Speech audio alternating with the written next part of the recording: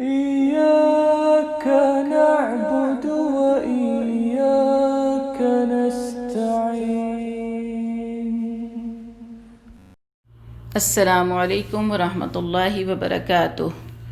کاش یا اگر کا لفظ ہم کہاں بول سکتے ہیں اور کہاں نہیں بول سکتے؟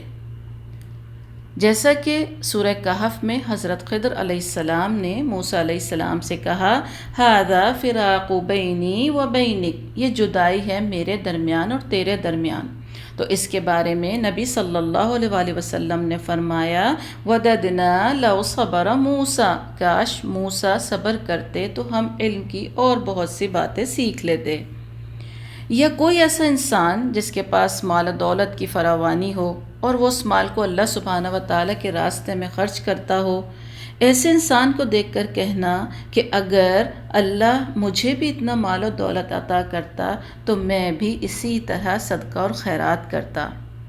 یا اچھی صحت کے ساتھ جو لوگ دین کی خدمت میں دن رات لگے رہتے ہیں ان کو دیکھ کر کہنا کہ کاش میری صحت بھی اتنی اچھی ہوتی تو میں بھی رب کی توفیق سے انتھک دن رات دین کے کام کرتی. سبحان اللہ، ان تینوں جگہوں پر کاش یا اگر کہنا جائز ہے. اور کہاں یہ کہنا جائز نہیں؟ صحیح مسلم کی ایک حدیث ہے وَإِنْ أَصَابَكَ شَيْءٌ فَلَا تَقُلْ لَوْ أَنِّي فَعَلْتُ كَانَ كَذَا وَكَذَا وَلَكِنْ قُلْ قَدَرُ اللَّهِ وَمَا شَاءَ فَعَلَ فَإِنَّ لَوْ تَفْتَحُ عَمَلَ الشَّيْطَانِ. اگر تمہیں کوئی نقصان پہنچے تو یہ نہ کہو کہ کاش میں اس طرح کرتا تو ایسا ایسا ہوتا، بلکہ یہ کہو یہ اللہ کی تقدیر ہے، وہ جو چاہتا ہے کرتا ہے. اس لیے کہ حسرت کرتے ہوئے کاش کہنا شیطان کے عمل کے دروازے کو کھول دیتا ہے. تو ہمیں حسرت، رنج، غم یا مایوسی کے طور پر یہ کہنا جائز نہیں کہ کاش اگر وقت پر ڈاکٹر میرے شوہر کو دیکھ لیتا تو آج یہ حادثہ نہ ہوتا، کاش اگر میں وہاں نہ جاتی یا اس سے نہ ملتی تو مجھے یہ بیماری یا وائرس نہ لگتا. یا قرآن میں ہم دیکھتے ہیں کہ اللہ سبحانہ و تعالیٰ نے منافقین کی حالت کو ان آیات میں کھول کر بیان کیا. سورہ آل عمران 156 لَوْ كَانُوا عِنْدَنَا مَا مَاتُوا وَمَا قُتِلُوا، اگر یہ ہمارے پاس ہوتے تو نہ مرتے اور نہ قتل کیے جاتے.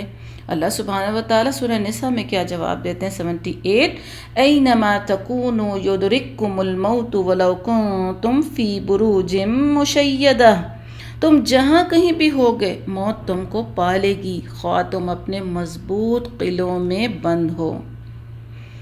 اس طرح کے تمام جملے شیطان کے عمل کے دروازے کو کھول دیتے ہیں. اس طرح کے جملوں اور منفی سوچوں سے انسان پریشان ہی رہتا ہے اور اس کو کچھ بھی حاصل نہیں ہوتا. اور شیطان کا کام بھی یہی ہے کہ وہ انسان کو اللہ کی قضا و قدر سے بھٹکا دے، اس کے عقیدے میں خلل ڈال دے اور انسان کہے کہ اللہ نے میرے ساتھ ایسا کیوں کیا.